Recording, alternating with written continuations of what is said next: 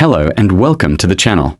Today, we are diving into a developing story out of West Africa that has sparked international attention and raised many questions. On Christmas night, a significant event unfolded in northeast Nigeria, a region long grappling with complex security challenges. Reports emerged of an airstrike, and while initial details were sparse, the incident quickly became a major talking point. So, what exactly happened? On the evening of December 25th, a precise aerial operation was conducted. The target, according to multiple sources and intelligence reports, was a high-value individual within a notorious armed group operating in the region.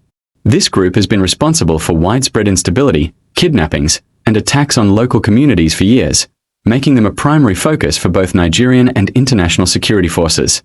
The individual at the center of this strike is allegedly Bello Turji, a name that has become synonymous with terror in Nigeria's northwest and parts of the northeast. Turji is a powerful and feared leader of one of the most prominent bandit groups. For years, he has orchestrated large-scale attacks, cattle rustling operations, and mass abductions for ransom, creating a climate of fear and displacing thousands of people. His influence is so significant that his capture or elimination has been a top priority for security agencies. The strike was reportedly aimed at a gathering he was attending, a strategic move designed to decapitalize the leadership of his faction.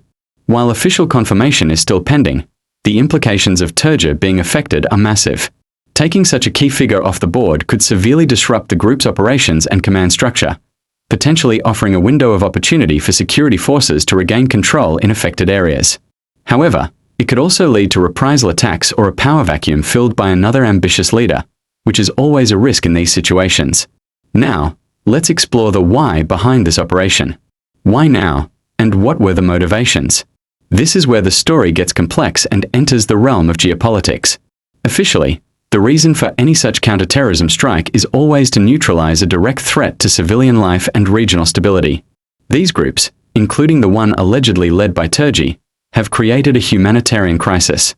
They undermine the state, disrupt economic activity, and inflict untold suffering.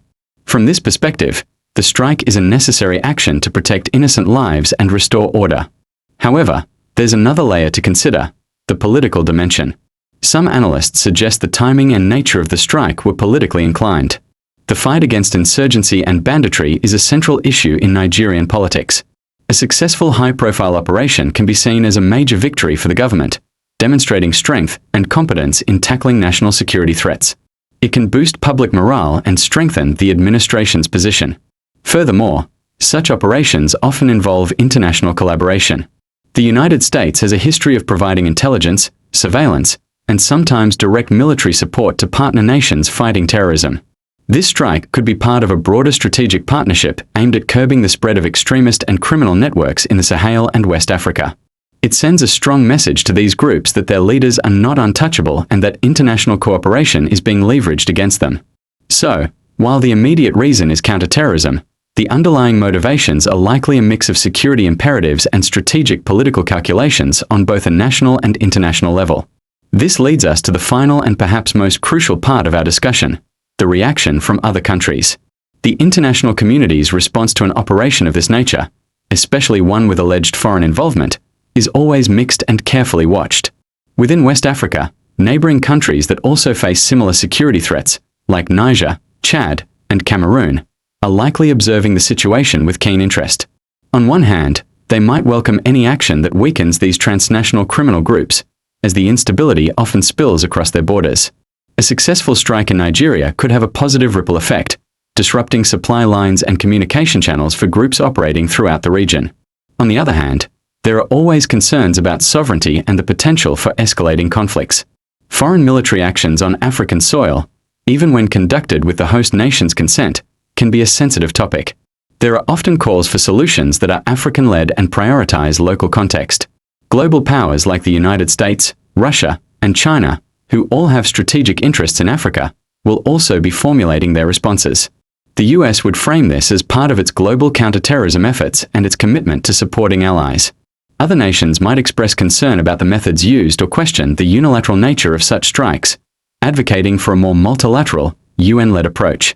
Humanitarian organizations will undoubtedly weigh in, focusing on the impact on the civilian population. While the target may be a terrorist leader, These operations carry the risk of collateral damage and can displace communities, adding to the already dire humanitarian situation. Their reaction will be to call for restraint, protection of civilians, and immediate access to provide aid to those affected. So, the reactions are a complex tapestry of strategic approval, cautious concern, and humanitarian pleas. In summary, the Christmas night strike in northeast Nigeria is a multifaceted event.